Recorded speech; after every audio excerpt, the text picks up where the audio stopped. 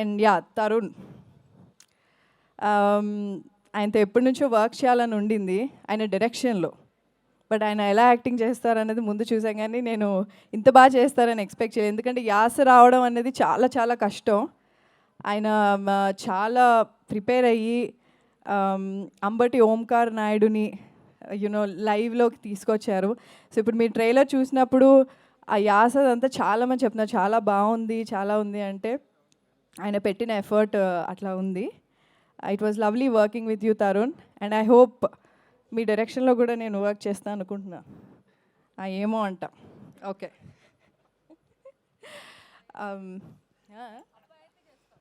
అబ్బాయి అయితే అంటే ఆయన ఎప్పుడు అబ్బాయిలే కాస్ట్ చేస్తారా?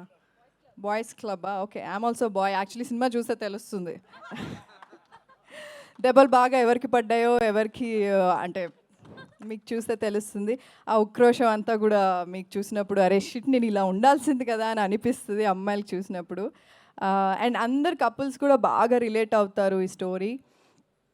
ఫ్యామిలీతో హ్యాపీగా వెళ్ళి చూడొచ్చు, హ్యాపీగా నవ్వుకోవచ్చు.